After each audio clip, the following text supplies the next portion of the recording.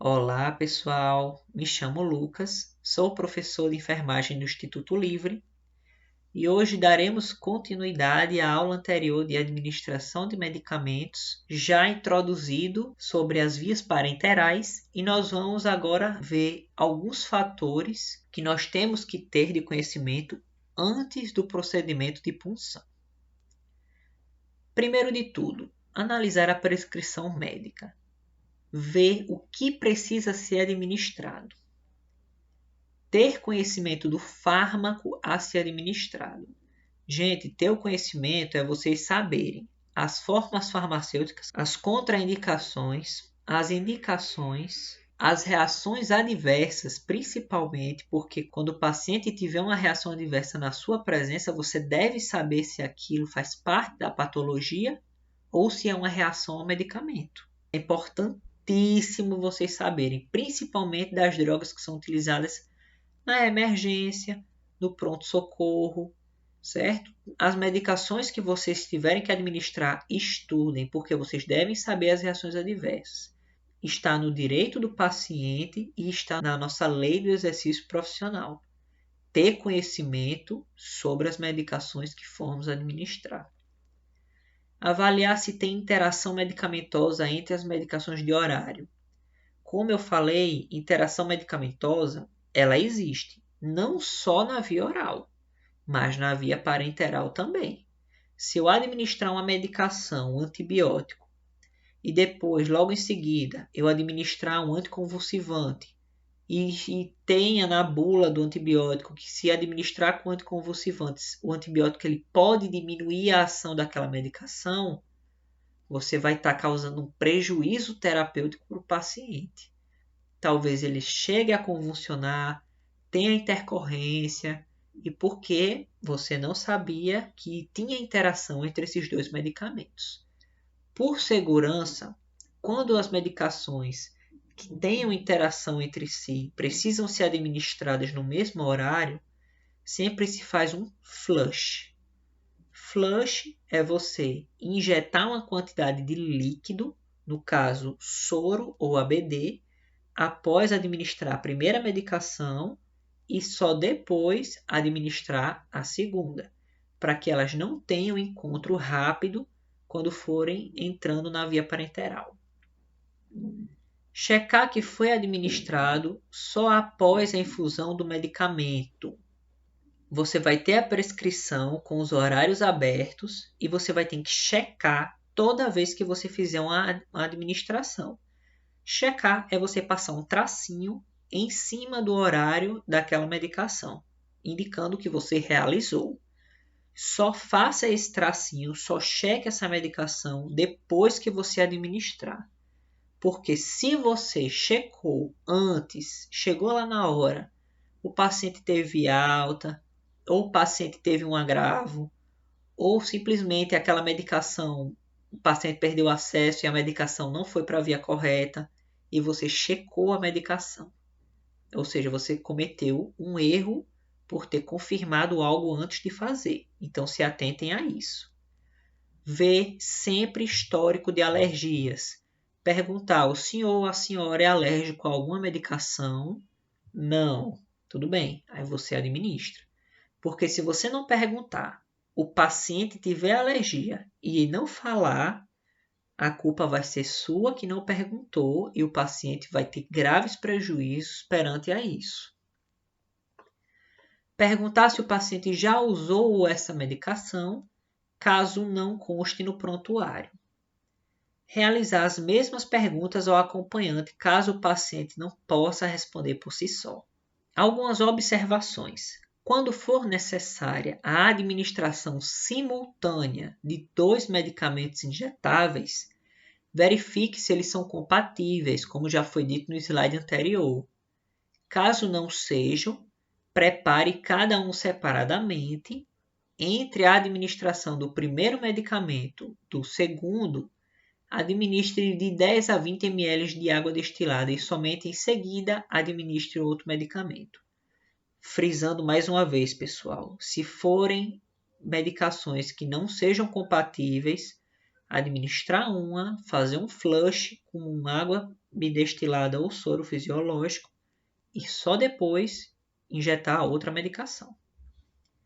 Dilua um medicamento de cada vez. Não dilua mais de uma vez, nem com a mesma seringa, certo? Nem todo medicamento pode ser diluído com soro fisiológico e nem todo medicamento pode ser guardado na geladeira. Siga sempre as instruções do fabricante. Jamais administre um medicamento previamente diluído sem se certificar de que este ainda está dentro do período de validade e que contém todas as informações sobre sua diluição escritas na etiqueta de identificação. Pessoal, pegou na medicação, verifica a validade, primeiro de tudo. E depois checa se a prescrição pede que seja diluído com água destilada ou soro fisiológico. Não administre medicações preparadas por outros profissionais, porque você não pode confiar 100% de que aquela medicação é para aquele paciente. Só administre o que você mesmo prepara. Você prepara, você administra e você checa e registra, certo? Não faça por terceiros, nem receba por terceiros, porque isso pode causar uma complicação para vocês. Existem, gente, os 9 certos para se chegar ao cliente e fazer a administração. O que são esses 9 certos? Hoje existem até 12 certos, porém esses 9, para mim, são os mais importantes. São pontos que você tem que checar até administrar a medicação. Da hora que você prepara até a hora que você injeta essa medicação no paciente, você tem que ter esses 9 pontos checados. Chegou para o paciente, você tem que ver se a medicação que está prescrita é a correta para aquele paciente. Se o paciente é o paciente correto para aquela medicação.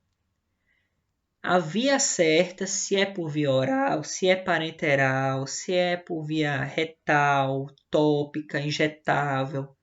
Verificar a via correta da prescrição, a hora correta a ser administrada, só antecipar ou adiar a administração do medicamento com consenso de enfermeiro e médico, caso haja necessidade, verificar se a prescrição está certa, porque a prescrição pode estar errada, ser uma prescrição de outro paciente e está no prontuário dele.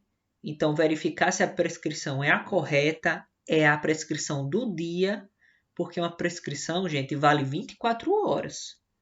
No máximo 48 horas, a depender do paciente e do médico. Passando disso, se deve questionar se mantém as ordens daquela prescrição ou não.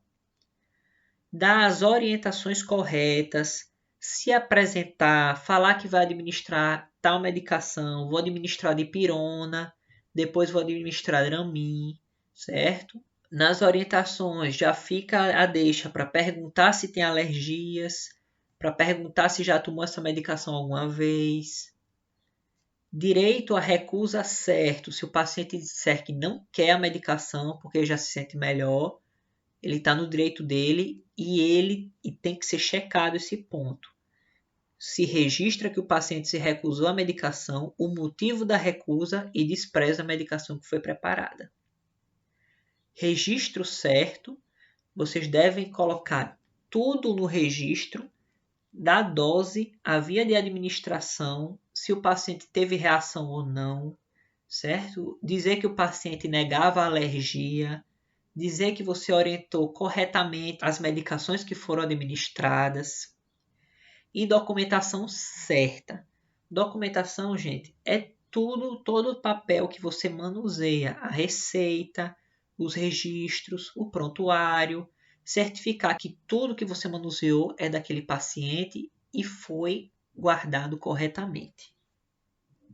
Agora sim, nós estamos prontos para aprender a administração de medicações injetáveis.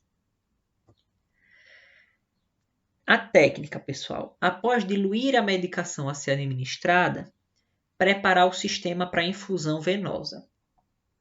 Aqui tem um vídeo, certo? Vocês podem acessar esse vídeo do slide ou colocar esse nome no YouTube para vocês verem como é realizado a preparação de um sistema para infusão venosa. Para você fazer a preparação da medicação é simples. E a punção também é simples, é só um procedimento. Mas antes de puncionar e antes de preparar a medicação, você tem que preparar o circuito de hidratação, que muitas vezes ele é pedido. E esse circuito ele já deve estar pronto, lavado, junto ao catéter que será usado para administrar. Então vejam esse vídeo para vocês terem conhecimento de como preparar o sistema para infusão venosa.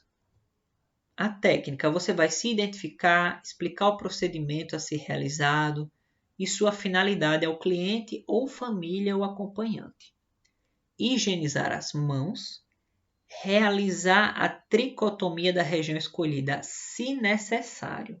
Se tiver muito pelo, pessoal, hipertricose, na região do antebraço ou do braço, que você vai utilizar para puncionar, precisa-se sim remover o excesso de pelos, certo? Precisa fazer a tricotomia, porque além de ser um veículo para infecção, a quantidade grande de pelos acumulando sujidades vai dificultar a visualização da veia que será escolhida para a punção. Se realizar a tricotomia, higienizar as mãos novamente. Levar a bandeja, cubarrim, para perto do paciente, colocando a bandeja sobre a mesinha de cabeceira. Posicionar o cliente de acordo com o local escolhido. Se o cliente estiver sentado, apoiar seu braço, esticando o cotovelo. Calçar as luvas de procedimento. Avaliar a rede venosa e escolher uma veia de bom calibre, de acordo com a finalidade da punção, como no caso da hemotransfusão. Vocês podem garrotear o membro antes, para deixar essas veias mais túrgidas e escolher melhor o local. Porém, algumas veias já podem ser visualizadas antes do garrote. Então, de preferência, deixe para garrotear só quando estiver próximo da punção, para que essa veia não fique túrgida por muito tempo e tenha o perigo de extravasar quando você puncionar. Às vezes a veia, quando ela fica com o fluxo aumentado, ela fica com as paredes um pouco mais finas e quando você punciona, aquela veia estoura, ela rompe. É normal, acontece. Tenho ciência de que isso acontece. Então, para isso, a gente deixa garroteado só o tempo necessário para realmente realizar a punção.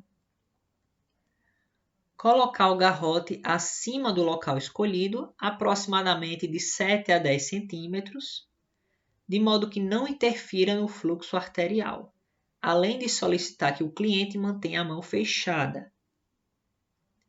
Fazer antisepsia do local com álcool a 70% ou clorexidina alcoólica, certo, pessoal? Em sentido único ou circular, de dentro para fora. Você coloca o algodão, vai fazendo um círculo e vai afastando o algodão do centro desse círculo, certo? Pegando toda a região ao redor daquele local onde será puncionado. E espere o fluido secar espontaneamente. Depois você vai pegar o catéter com a mão dominante, com o bisel da agulha voltado para cima. Gente, vocês vão ver, o bisel é um buraquinho. O buraquinho por onde sai o líquido da agulha. Vocês vão deixar ele voltado para cima, certo? Em sentido do retorno venoso. Delimitar e imobilizar a veia, esticando a pele do paciente com a mão não dominante. Por exemplo, se eu sou destro, eu vou pegar minha mão esquerda, vou utilizar o polegar e o indicador e vou esticar essa pele, mantendo a veia parada, certo? Proceder à punção e à introdução do dispositivo na veia com o dispositivo em ângulo de 15 a 45 graus. Gente, isso vai depender do calibre da veia. Se for uma veia muito calibrosa, de 15 a 20 graus a angulação da agulha já é suficiente para puncionar. Mas veias que não são tão calibrosas, que é o mais comum, nós fazemos uma angulação de 45 graus e puncionamos só a ponta da agulha. Se notar que houve retorno venoso, nós aprumamos essa agulha para 15 graus, certo? E introduzimos o resto, caso seja scalp ou agulha comum. Se for o catéter sobre a agulha, o gelco, introduzir a parte externa do dispositivo com a agulha, certo? Você vai introduzir até mais ou menos a metade da agulha. Depois você vai retirar o garrote, pede para o paciente abrir a mão, vai pressionar com o polegar a pele onde está apontado o dispositivo, não é em cima do dispositivo, tá, pessoal? Você vai pressionar na frente de onde foi feita a punção para bloquear aquela veia.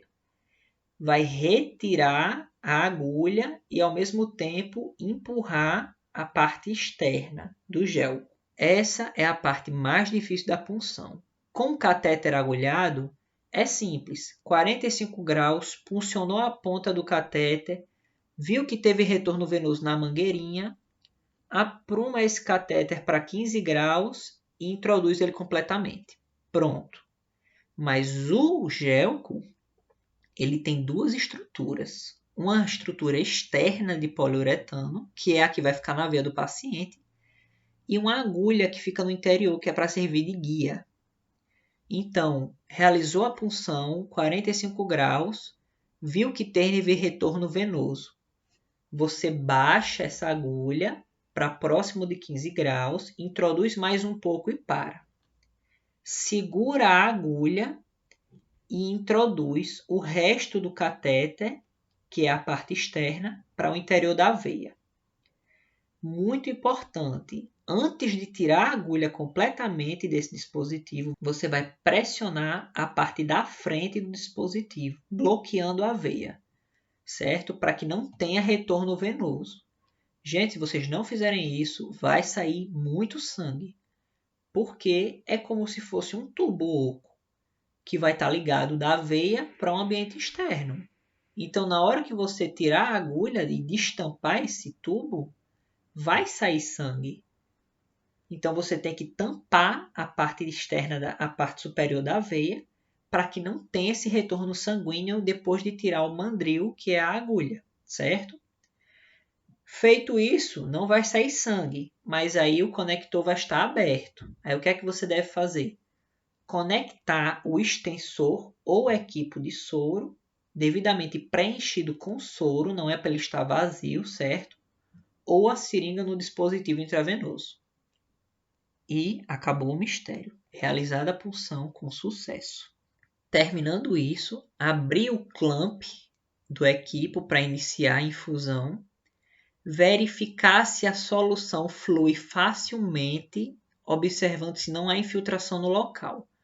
O que é infiltração, gente? A veia rompeu, a parede da veia rompeu e o líquido, em vez de entrar para o circuito venoso, ele vai estar saindo para a posição subcutânea e vai causar um inchaço e uma ardência muito grande. O paciente vai relatar dor quando estiver infiltrando. Realizar a fixação com a fita adesiva hipoalergênica ou filme transparente de poliuretano esterilizado é um curativo muito chique. Não é todo o serviço que dispõe desse filme transparente, que seria o ideal para a gente poder visualizar diariamente como está a região pericatéter. Anotar na fixação o dia, a hora, o calibre do catéter e o profissional responsável. Por que, professor? Dia, hora, calibre? Para você saber que tipo de calibre as veias dele comporta e o dia que foi realizada a punção, para ser contado a quantidade de horas necessárias para realizar a troca desse acesso. Identificar o acesso venoso com data, dispositivo utilizado e nome do profissional que realizou o procedimento. Assegurar que o paciente esteja confortável e seguro no leito, com grades elevadas. manter a unidade do paciente organizada, desprezar o material utilizado em local apropriado, pérfuro cortante em pérfuro cortante, luva no lugar de luva, agulhas utilizadas, escalpel utilizado, tudo desprezar nos locais adequados, higienizar as mãos e realizar a anotação. Velocidade da infusão segundo a prescrição. A prescrição pode ser assim: a velocidade de infusão em bolos, que é uma administração rápida, uma administração que nós vemos em pronto-socorro e UPA, né? O profissional vai lá, funciona, e com a seringa mesmo, ele vai administrando com a seringa. Endovenoso rápido. É uma infusão rápida, entre 1 e 30 minutos, porém, já é por gotejamento. Por exemplo, passe um soro fisiológico rápido. Você deixa lá ele todo aberto, aquela rodinha que vai graduar a quantidade de gotas, para que seja passado esse soro em até 30 minutos. Endovenoso lento. É uma infusão de 30 a 60 minutos. Infusão contínua. É uma infusão lenta e contínua, acima de 60 minutos, e contínua quer dizer que ela não para. Toda vez que acabar, ela é renovada. Intermitente. É uma infusão lenta, acima de 60 minutos, porém ela não continua. Ela pode parar e retornar posteriormente. Gente, o que vocês devem realizar no registro?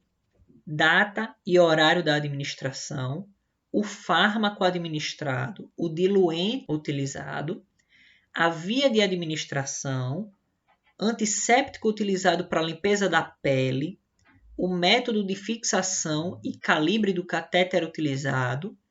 Se teve reação adversa, colocar. Se não teve, não precisa pôr nada, certo? Você colocar não teve reação adversa, não é necessário. Na ausência da informação, a equipe já espera que não tenha ocorrido aquele fato. Recusa do paciente em receber a medicação e o motivo, alguma queixa do paciente e assinar no final com seu nome, número do registro e categoria profissional.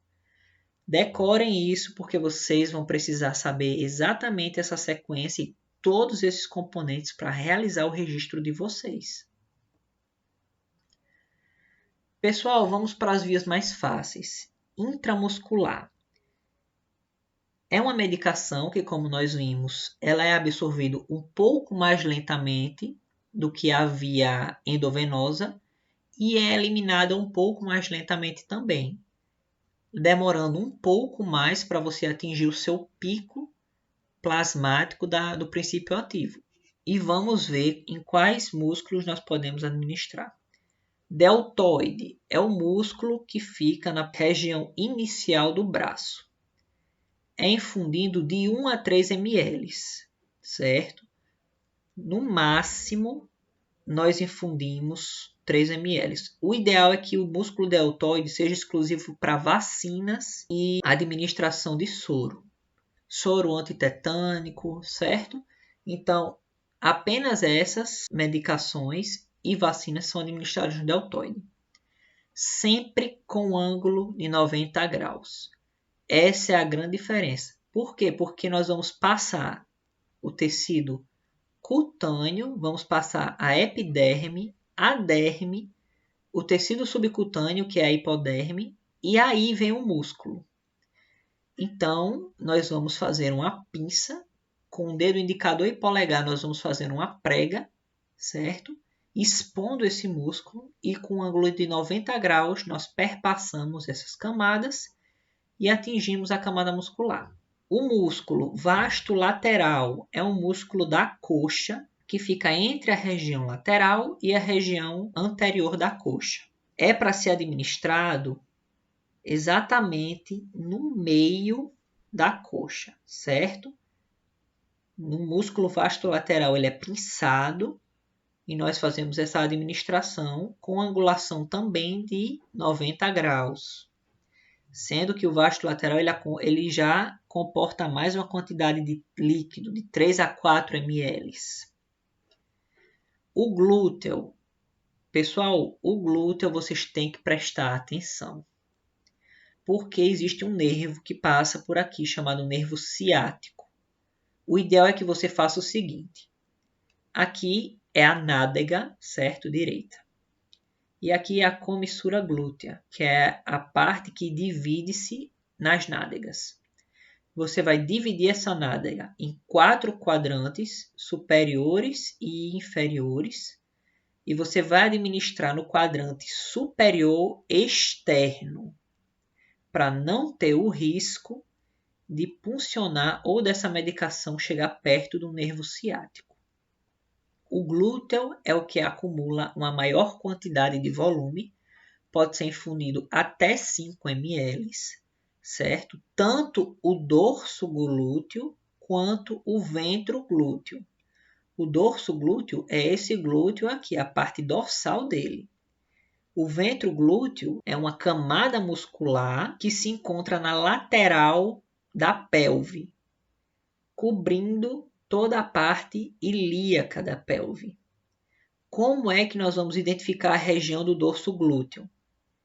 Vocês vão achar o trocânter maior, que é a cabeça do fêmur. Sentindo a cabeça do fêmur, vão colocar a palma da mão sobre a cabeça do fêmur.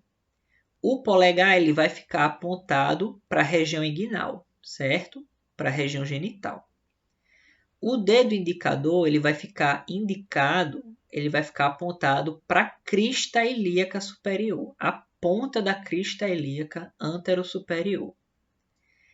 E os outros dedos vão se afastar, formando um ângulo de 45 graus desse primeiro dedo. E aqui no meio é onde vai estar a porção carnosa do ventro glúteo, que também pode ser administrado de 4 a 5 ml e é a via mais segura para se injetar, porque não passa nenhum nervo ou nenhum vaso significativo que possa causar prejuízo no paciente caso seja atingido. Então, ventro glúteo é a via mais segura e a posição que se deve fazer para administrar é essa daqui. Via subcutânea. São utilizadas medicações que precisam de uma administração lenta. Heparina, insulina e vacinas são usados na via subcutânea. Não passar de 1 ml e aplicar em pontos com maior prega cutânea, ou seja, em pontos que nós temos um acúmulo maior de tecido adiposo, que é a gordura. Gente, essa gravura é perfeita para vocês visualizarem. A agulha que nós utilizamos não é a mesma para intramuscular, certo? É uma 13 por 4,5. É uma agulha pequena, de pequeno calibre, pouco comprida, e nós fazemos uma prega subcutânea, não é uma prega muscular, não queremos atingir o músculo, queremos atingir justamente essa camada adiposa de absorção lenta. Com 90 graus, nós fazemos a administração nessa via. E esse mapinha são os principais pontos onde nós podemos injetar, certo, essas medicações. Na barriga, no abdômen, na parte superior da coxa, na parte lateral, na região anterior do braço, certo? Então aqui são algumas regiões onde conseguimos fazer com mais facilidade essa prega cutânea para administrar essa medicação. Gente, uma dica. Todas as vias de administração, o bisel é para cima. Via muscular, como as fibras musculares são lineares, certo? Nós queremos atingir entre uma fibra e outra, nós não queremos rasgar as fibras. Então, a administração da via intramuscular, o bisel é lateralizado, certo? Sempre lateralizado voltado para você. Por exemplo, se você está nesse lado do paciente, o bisel ele vai estar lateralizado, apontado para você, tá? Diferente das outras vias de administração, que o bisel é voltado para cima. Via intradérmica. é a porção mais superficial da derme, é a epidérmica. Nós administramos até 0,5 ml no máximo, de 0,1 a 0,5 ml de solução, formando uma pápula, certo? Vai ter a formação de uma pápula. Essa forma de administração é utilizada nas provas de PPD, que é o derivado proteico purificado.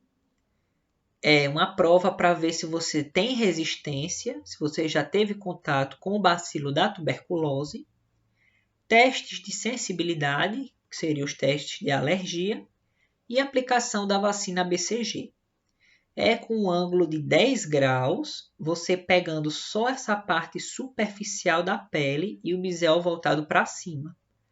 Após administrado, se retira e avalia o local, no caso de teste de sensibilidade ou a prova de PPD.